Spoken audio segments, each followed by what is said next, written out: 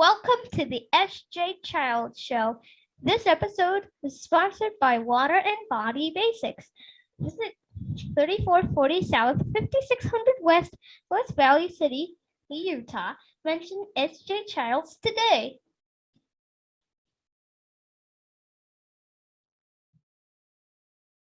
Hi, and welcome to the SJ Childs Show. I'm your host, SJ Childs, and today I have a special guest.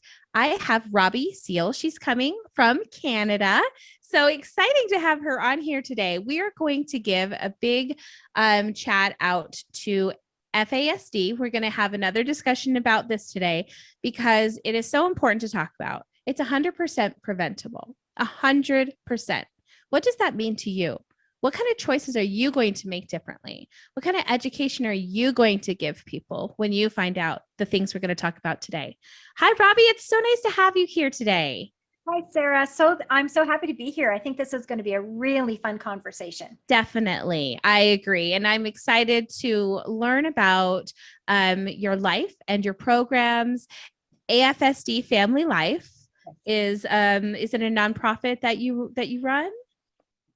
FASD Family Life is my podcast. Oh, that's right. Yeah, it's a podcast, and I do parent education, staff education, FASD advocacy. But it's just me right now.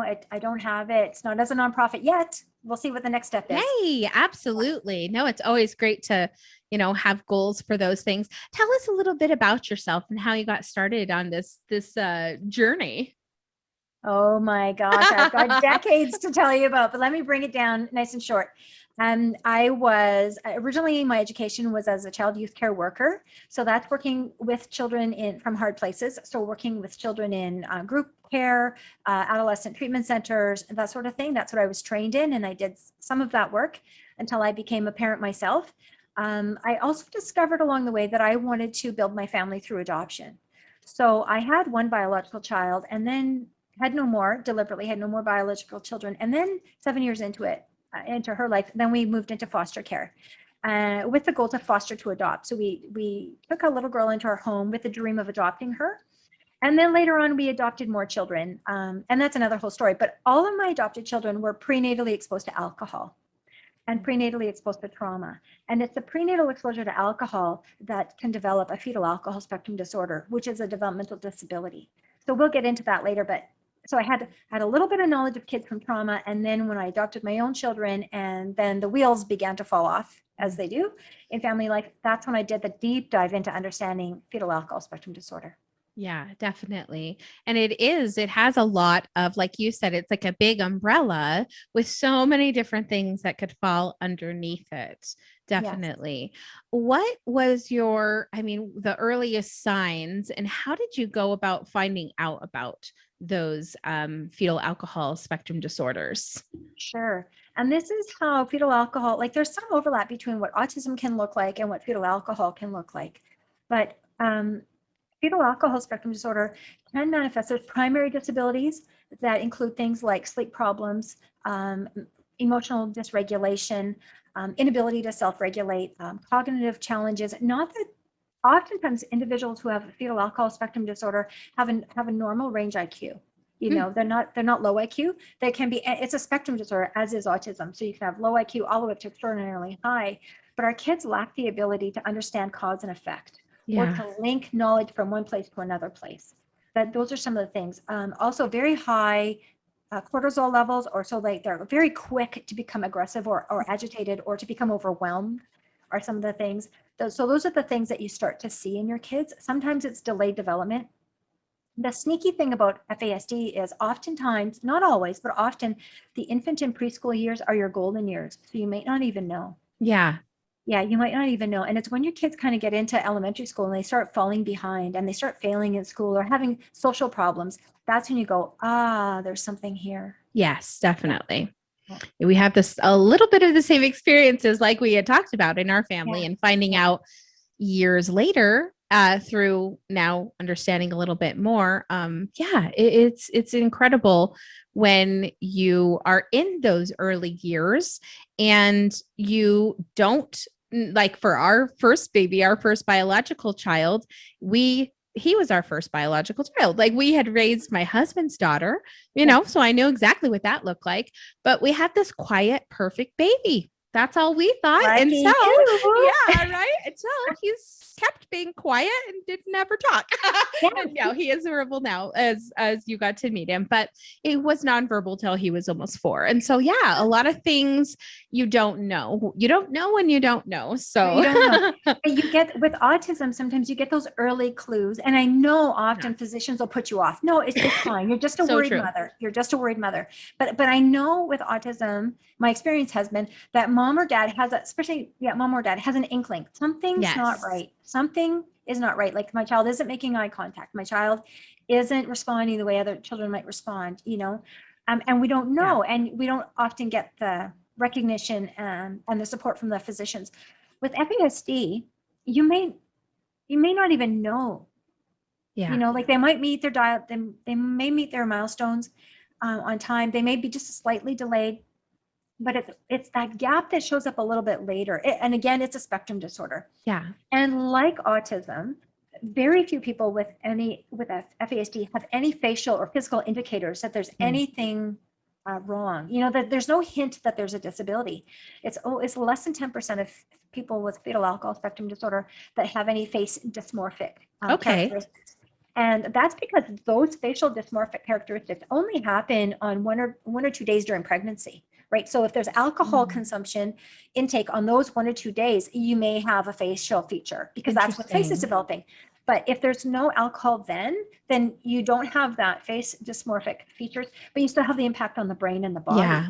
Because we know when alcohol Almost harder to know, right? It's harder to know because there's no clue. Exactly. And yet you have this person who looks absolutely typical, yet they have a brain that does not function the way a healthy brain would.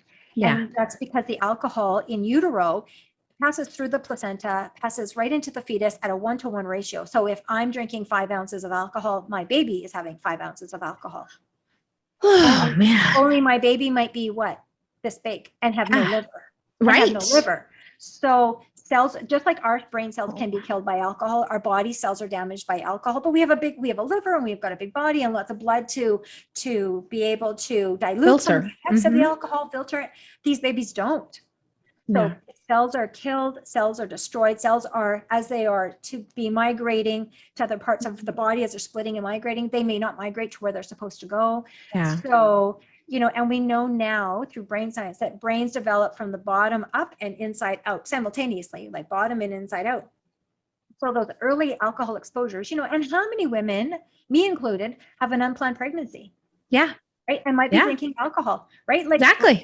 Been there, done that. Like how many women have an unplanned pregnancy and might be drinking alcohol? You're not an alcoholic, but you're drinking alcohol. Yeah. If you're young and in college, you might be binging. You might be in your 30s and having a good time with your ladies' night out. And or what if you're 45 and you think you're past that stage? Exactly. And then you're having a good time. You're having and then there's an unplanned pregnancy. So it can happen to anybody. Yes, and definitely. So in those early days, early weeks before we know, this brain and body are being developed.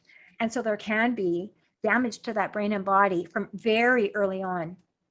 And so if mom finds out, when a woman finds out she's pregnant and stops drinking, fantastic, bravo. That's exactly what we need to do. Yes.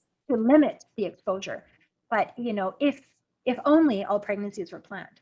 Yeah, right. Or if only we all knew that alcohol could damage babies, because a lot of women just don't know that. Yeah. And a lot of times when a woman goes to a doctor to screen for a pregnancy, the doctor will ask, okay, do you smoke? Do you use cigarettes? Do you use drugs? And mom says, no.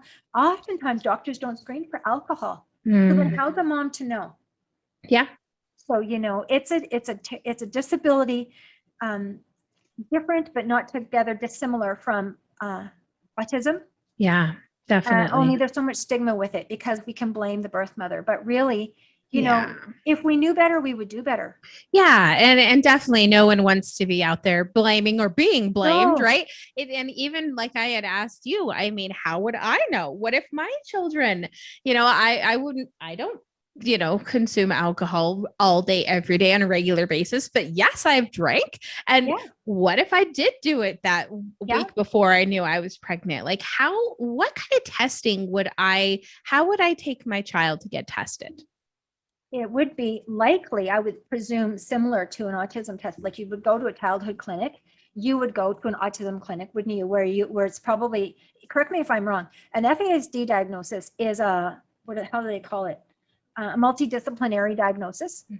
So is it the same for autism? So you have a speech pathologist, you have a physiotherapist, team, a whole team, not a one-stop shop for sure. Yeah. You go to a psychologist, you have a developmental pediatrician, you have all these people. That's the testing. And similar, like you have all these psychoeducational checklists that you check off first as a parent. The key here is, was there alcohol exposure? Yeah. And so that's the criteria. Well, that's one of the criteria needed for a diagnosis. Also, they test in Canada. They cross over 10 different brain domains for testing, and there has to be an impairment in, I think, 3 or 4 of those, a significant impairment, 3 or 4 of those brain domains with confirmed alcohol use for there to be an FASD diagnosis. So sometimes children, let's say mom doesn't know, mom isn't asked, like let's say you weren't asked if there was alcohol exposure and it looks like autism, so we test for autism. But what if we asked, oh, there was some alcohol exposure early on, now we factor that into the diagnosis. Okay, is it FASD with a co-occurring autism? Is it FASD? Is it autism? So, but if it isn't asked, we don't know. And oftentimes too, children who and you don't have to be an alcoholic to have a child impacted by it.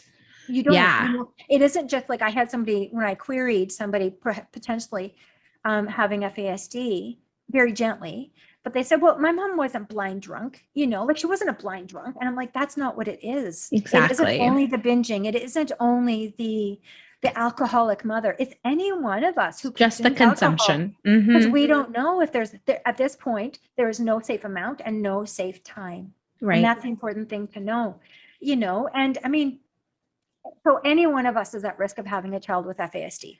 Now, with you having adopted children, is there a more due diligence put on those adoption agencies to do blood testing, to do kind of work or know these types of things? Interesting. No. What we all rely upon when you foster your children or adopt your children, and this applies to public adoptions like state adoptions or private adoptions, it all comes down to 2 things. It's down to the due diligence of the adoption agency to even know about fetal alcohol, and they may not. Yeah. Foster and foster social workers may not know about FASD because it is really important to know that they don't learn about this in university. Yeah. Well, here they come serving these children in vulnerable places, and they don't even know without all the knowledge. Yeah. And FASD is not a minor thing. There is FASD. I think if Natalie was on your show previously, she would have shared with your listeners too, that fetal alcohol spectrum disorder impacts 5% of the United States population. Yeah. That's more than autism, Down syndrome, and cerebral palsy all combined. Wow. So like however many children there are with autism, 2.5 times that have fetal alcohol. And those are just the ones we know about. That is crazy. It's not a lot. Yeah, and it's a ridiculous amount. I think we had talked about it was like 1 in 12. Yeah. So it's crazy. It is. It's and those are the ones we know about. So let's say, there's children who've been diagnosed with autism, but the clinicians didn't ask, was there prenatal exposure?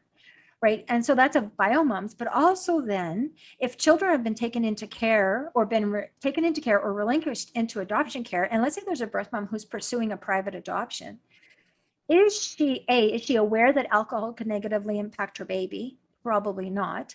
Also, if she's relinquishing her child to adoption, she wants the best possible home for her child. So she may be hesitant to disclose that she drank alcohol. Absolutely. Because she wants somebody to love her baby and take her baby. Oh, that's so sad. Right. So then what happens is the adoption agency doesn't know that there's alcohol exposure. And the adoptive parents don't know there's an alcohol exposure. And then they take this baby who they love and adore. And as time goes on, they're like, something's not right. But they don't have the information they don't have the golden key that would unlock the mystery of, is Yes. there FASD here? Yes. You know, although over time you can get testing done based on, like autism, based on the behavioral characteristics. Yes, You exactly. can get what, okay, this looks like an FASD, but I don't believe you can get an FASD diagnosis without confirmed maternal Yeah. use of Like alcohol. proof, right? Proof. And And- what about blood testing in the prenatal section of this? So I guess not prenatal, but in the postnatal. Postnatal. Yeah. What can they do to maybe better support or get services for these families? Is there testing that can be done right away? I don't know what that would be more of a public health question. Yeah. And, you know, yeah, because I know like they take little neonates and they prick their little heels and they do a little blood test and it's screening for a lot of different things. I don't think that FASD is something that they screen for. That And sounds ridiculous. I don't know why they wouldn't, right? That's But I don't interesting. know if it would show up in a blood test. Yeah. Would Interesting. autism? Right. No. Autism doesn't show up. This doesn't show up No. because it's a brain-based disorder. Okay, It's so not a the disease. alcohol has obviously left the blood system or the bloodstream, unless it was used very recently before Yeah, the like birth, possibly, babies, or yeah, something. yeah, Okay, babies may be tested if there's a suspicion, right? Then the Suspicion, babies may be right. tested for that makes drug sense. use, Mhm. alcohol use. But I don't know if there's a blood. I guess, I mean, there's a blood test to see if you're inebriated. So I suppose, but I don't know that there's That any makes more screening like sense that. now, though. I didn't really consider the effect of having it already out of the bloodstream, but having Yeah. have affected the cells the way it does. Right. So, wow, And that so is so that looks unique. like in these little babies, it looks like if they have the physical characteristics, they're Yeah. preterm, but they're preterm for a lot of different reasons. You know, maybe mom is smoking, maybe mom is a polydrug user. So she's using alcohol and drugs and smoking. Maybe she has a high risk lifestyle. Maybe she has high trauma. Maybe she has poor prenatal care. So all these things are contributing factors to low birth weight, early preterm birth, you know, all these things. But certainly alcohol exposure on its own will also lead to those things. Yeah, definitely. So it's a really complex social issue, Mhm. and one that is so under recognized within, well, globally, really, like Canada, Definitely. US, all across the globe. It's prevalent everywhere. Yeah, absolutely. Oh, what a big subject to cover. It seems a little overwhelming, doesn't it? Yeah, yeah. Let's focus back onto your family and kind of what was like you said, it was more school or socially that you started to Mhm. notice. Mhm. What kind of services were you able to get then? What does that look like? Okay. They ask, you know, I've been asked recently about navigating the systems, right? System navigation. You've probably heard that Right. word, system navigation. And when I was first asked that question, I said, what system? There is no system. That, you know, one social worker, you know, doesn't know about services, or one service provider knows what they do, but they don't know what the next service provider does. And so, you know, within the Gaps. hierarchy of medical, you know what I mean? There's gaps. And within the medical model, they have their systems, but they forget to tell us parents. Mhm. They know there's a map, but we don't know what it is. And it's the Exactly. same, right? It's the same with, it wasn't until my children were 14, 14, and 11 that I found out about occupational therapy. Wow. What the hell was going on? Right. How did I not know that occupational therapy could make a big difference? I knew about occupational therapy in the context of working with geriatrics. I Yeah. had worked with geriatrics before and with dementia patients. I knew the role there. I had no idea. But it wasn't until my kids, like we were in crisis again, with my Yes. kids being what, 14, 14, and 11, that OT came, like, so that's what I'm talking about, systems. What the hell? It's all agree. about parent navigation. And so when Yep. like I said, the wheels were falling off our family, we had 3 crises happening simultaneously, because isn't that how it happens? All right. So I had my first adopted child at that point was 14, and she had begun to, without my knowledge, of course, begun to use alcohol and drugs in the community. And she's a good kid. Like, this is a really, really good kid. And the only places she went was school, home, and to 2 different friends' houses. That's like, and horseback riding, mom would take her horseback. This was a really good kid. But somewhere in those freedoms of walking to and from school or having permission to go to that really good friend's house, alcohol came into play. And with prenatal alcohol exposure already, with her birth family having generational histories of addiction, we know now that epigenetics comes into play, Of and she was course. instantly addicted. Yeah. And so at 14 years old, I lost my daughter into Oh. addiction. Simultaneously, my 6-year-old girls who had done really nicely in kindergarten, preschool and kindergarten, and they were sweet little monkeys. Like, I mean, twins is like raising chimpanzees anyways, but you know, it's a little funny, but grade 1, all of a sudden I get word in November when you have just before your first parent teacher, your girls are failing. Okay, simultaneously, it is the month after my first one is lost into addiction. She's moved herself into homelessness. I'm trying to contact the police. I'm trying to find the systems to help. And then the very next month, my girls are failing. My twins are failing school, and they don't know what's happening with the other. My mom is stressed. Wow. They don't know. Yeah. Mom, I'm trying to insulate them from what's happening. So they're not failing because of crisis at home. They're failing because they can't read. They can't follow. Because school isn't giving them the right type of support. It was a really crowded, Yeah. like there was 27 kids in a grade 1 classroom in a portable. Like, who is going to learn in that environment anyway? Right. Simultaneously, my then 3-year-old was off the charts with ADHD. I go to and I know he was drug exposed, and I know he was alcohol exposed, and I know he had no prenatal care. I know that because he is the half brother of my twins. So I have an open adoption with a family. So I know more of his history. So I know he was an at-risk baby anyway. So lots of a medically fragile baby, of course, like just let's throw that in there too. Yeah, right. Like, let's just throw that in. But one is like, I'm losing one, and I'm trying desperately not to.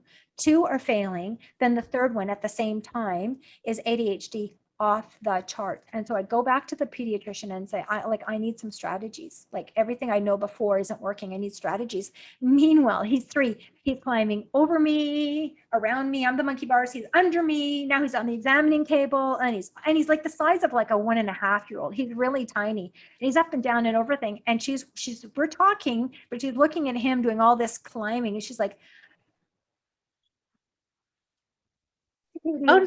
he needs medication for ADHD. Like, oh, okay. Like, I didn't want to go there at 3 years old. I wanted strategies, but if his brain needs that, then his brain needs that. Mm-hmm. And it was really quite something. We put him on a low dose for ADHD medication, and he was, for the first time in our lives, we could see him settle down and play. Yeah. Instead of flit from one thing to the next thing to the next thing, he could settle down and play. And it was beautiful. We got to see the glimpse of who he is, his character and his personality. So that was really sweet. Yeah. But with my daughter falling into addiction so suddenly, and I know the birth history of addiction, and like I said, in her family and her birth mother's life. So I knew her susceptibility. And then when my girl's failing, that's when I'm like, okay, red flag, red flag, red flag. And that's when at the school level for my twins, I said to them, can we please get a psychoeducational evaluation done? Because my kids are going to need intervention. And they're like, no. We don't test that in grade 1. Yeah, we don't do that in grade 1, because to determine a learning disability, I'm sure you have had this experience. To determine a learning disability, you have to be 2 years behind. Oh, my goodness. 2 years behind in grade 1. Yeah. Except they're failing. And I said, well, then let's hold them back. Okay, if they're failing, I get that. It's only like October, late October. Let's put them back into kindergarten. Let's just put them back so that they can build up the foundation, and then we can move on. No, we don't do that. And we're not going to do it psychoeducational. So those are the systems of navigation. Those are the systems. Goodness. And so that was, I'll let the weekend go and let, the blood stop boiling, and to think, okay, what's the next strategy? And then I called back the principal and I said, look, my girls have been prenatally exposed to alcohol. They are at risk of fetal alcohol spectrum disorder. We need to get the psychoeducational evaluation done. Mm-hmm. At which he said, you're right. Good. We will get that done. But this was October. You have to go to the right chain of command. The right person, but I needed the right words. And parents, don't we need that? We have to speak the right language to leverage the support. But how are we to know what the right language is? But I asked for that in October of grade 1. The assessments were scheduled for March of grade 2. What? So we lost grade 1, we lost grade 2. By the time grade 2 came along, my girls had a lot more ripped up paper in their desks than they had anything else, because they couldn't track. You know, they Yeah. couldn't even, my girls were sitting in the front row of the classroom and they couldn't, like, they could read what was, well, if they read, they couldn't read, but they were supposed to copy what was on the board onto the piece of paper. Well, first Mhm. of all, they can't read, hello, but they can't copy that because that's a lot of different brain domains, including Yeah. working memory, which is a primary disability of FASD. Yes. So, you know, and it would be like, I'm trying to copy Hebrew from the board. Like, it's just squiggles. I don't know what it is. Exactly. Right? That's what it would be like. They don't like, okay, I'll write this, but I don't know what I'm doing. So these poor kids, you know, by the time grade 2 even came around, they were so sick the first week of school with anxiety. It was crazy. I bet. Yeah. So that's that year of my one falling into addiction and working so hard to save her and to change her trajectory, my failing school, my little guy with ADHD. That's when I was like desperate looking for help. And I had to ask a lot of different people in the community. And finally, somebody threw me a life jacket. And it was an agency in the city here. I'm in Edmonton, Alberta. And it was an agency called Catholic Social Services. And they had a program for families raising children with or suspected of having fetal alcohol spectrum disorder. And it was a beautiful program. And they served the biological families if they were raising their children, or if it was the grandparents raising, or in my case, an adoptive parent raising. Yeah. And they would teach you about fetal alcohol in a group, in a support group setting. That was more Nice. for cross sharing, but they would also assign you an individual coach, a parent coach, who Nice. would walk with you and sit Oh, as you cry for 18 months and teach you what is this. wow. And they would help you. Bravo to them, Bravo to Catholic Catholic Social Services. Services. Holy moly, the entire world needs to take, like, Yeah. take a seat of Because this. we Yes. need hand holding, right? Like autism is such a complex disability. 100%. And at least there's some state recognition of it and Yeah. some school board recognition of it. FASD isn't recognized, you know, Yeah. so oftentimes, and there's not legislation for it. And some schools have it in their training manual, like how to teach a child with FASD, but our teachers aren't trained. Yeah. You know, like they're not trained in teacher college or in university how to spot Right. FASD. And yet, you know, if you were in a classroom of 25 kids, at least one of them, statistically, at least one or two of them are going to have an FASD. Interesting. Do you know if RAD or reactive attachment disorder also falls within those kind of same parameters? Well, if it's a different diagnosis based on a different series of events, but it certainly can be co-occurring, you know, because children with FASD, 80% statistics say that 80% of children with FASD do not live with their birth families. Yeah. So then we have attachment disruptions too, Yes. which has a profound impact on the brain and body of an individual. Yes. And so if you've got prenatal alcohol exposure and you have attachment disruptions, you know, you're going to have, you may have a RAD as well. And the other thing too is the development, the brain development of this baby. Like I like how Dr. Ross Green talks about it when he talks about connecting with a child and being able to have a relationship with a child. I think it's Dr. Ross Green talks about this.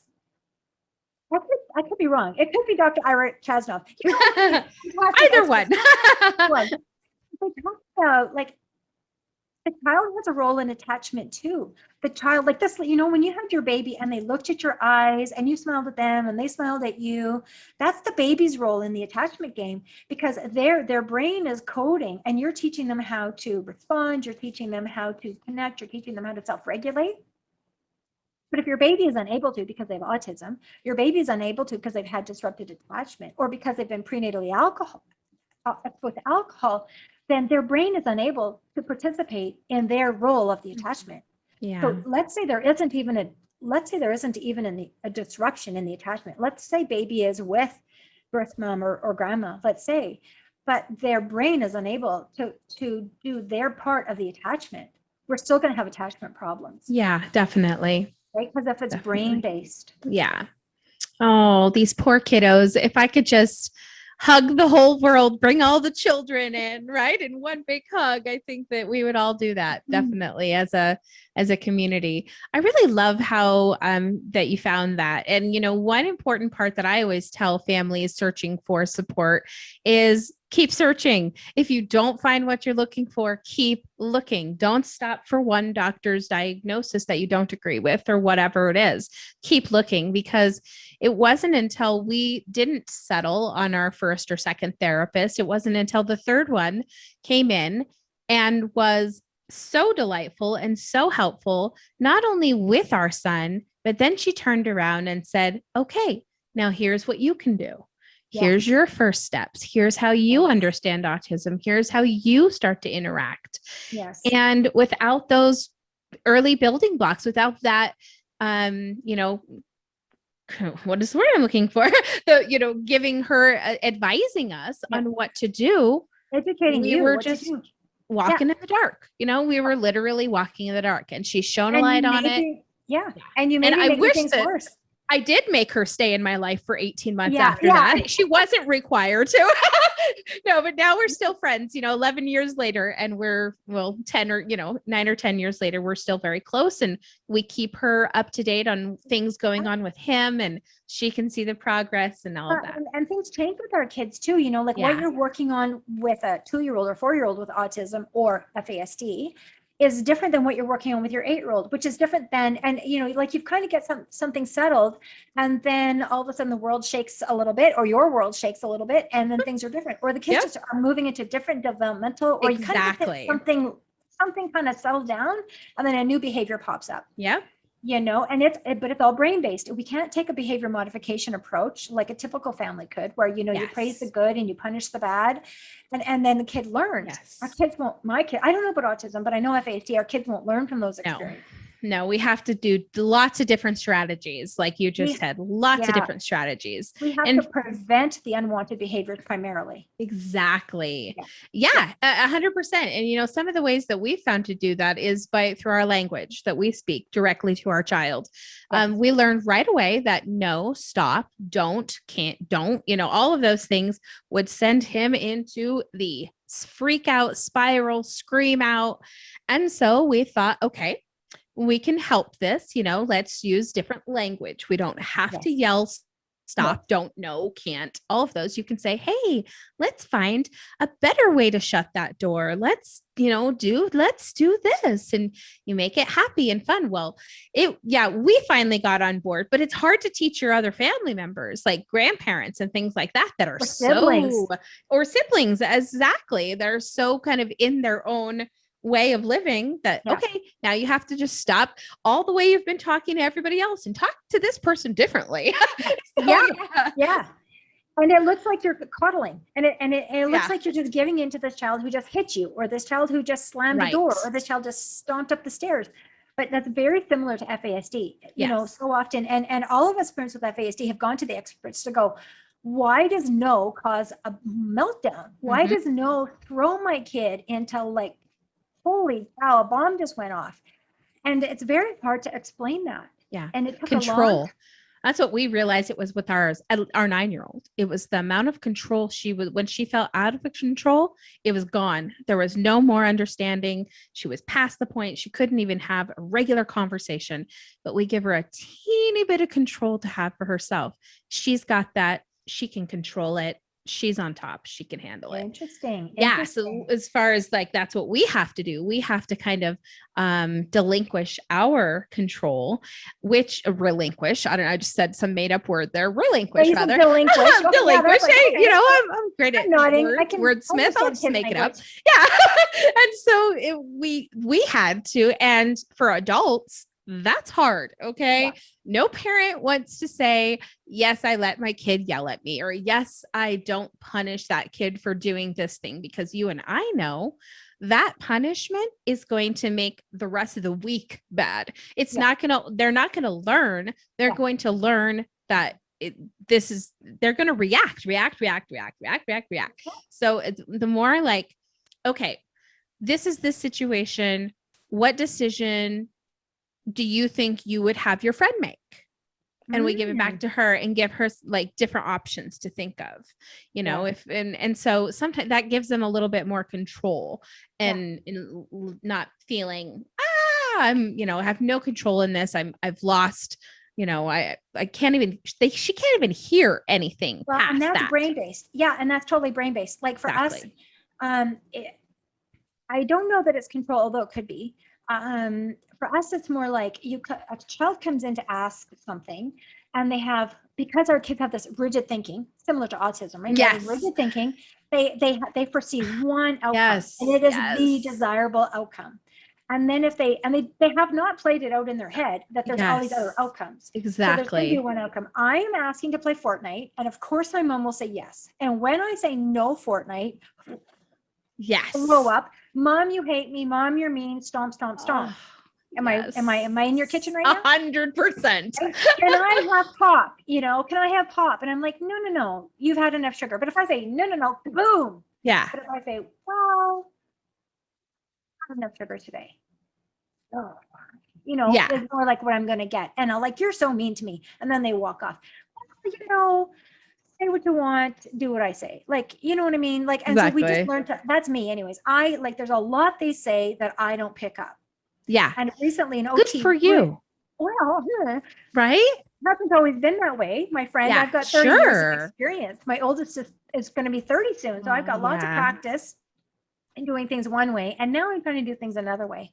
Yeah. But, I don't have to react. And an OT that we were working with, and I kept her around for 18 months too, by the way. I'm contracted. And it was a godsend. But she taught me something. She said, Robbie, you don't have to pick up every bomb they throw at you.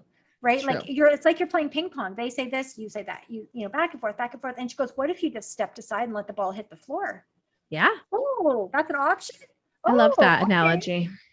Okay. So my son frequently, because, he has a capacity, but his developmental capacity he has an age, his developmental capacity is half that age. And if he's mad, I think it drops by half again. Agreed. I'm not a scientist. I'm a mom. And that's what it looks like to me. And so why am I going to argue with a 3-year-old who goes, you hate me? What if I don't say anything? And then later on can come back and still have an attachment moment with him and not even talk about that. Yeah. And so I love that, because us as parents and adults, don't we all sometimes we stick to our principles too much, and it's not the same for kids.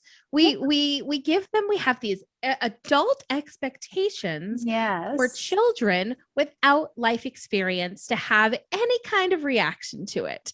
I just think that's the learning experience we all have to realize, right? We all have to be like, oh my gosh, why am I arguing back and forth with this child about something? I didn't need to be in this argument. But I also have to understand that they don't see it the way I see it. Yeah. And for them, I just recently had this epiphany, where, if my kid is coming into me like, Mom, you have pizza? Remember, will you order pizza for supper? Like, no, I'm not. I actually have a routine, and I don't say all this, but for your benefit, Monday spaghetti meatball, Tuesday is Taco Tuesday, Wednesday is chicken, Thursday, I have a routine because it stabilizes. It's boring, but it stabilizes. But he runs in, can we have pizza, please? And I say, no, tonight we're having, or you know what, tonight we're having, because no, it's that trigger word. So spaghetti meatballs. It's your favorite. We're having spaghetti meatballs. But you know what it feels like to him if I just say no? It feels like he has just run full tilt into a glass wall. Yeah. He's just run full tilt into the patio doors he didn't see there.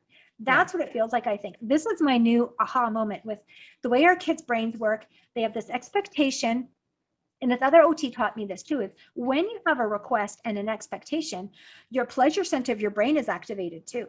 And so your pleasure center is activated. And so to have that denied, it feels very abrupt. So I shared recently on a podcast, like if I really want chocolate and I ask somebody for chocolate and they don't give it to me, I have to use a lot of my upstairs brain to negotiate that disappointment. Because as soon as I said chocolate, literally my mouth is watering. Right? You and me both. I'm like, I don't have anything in her.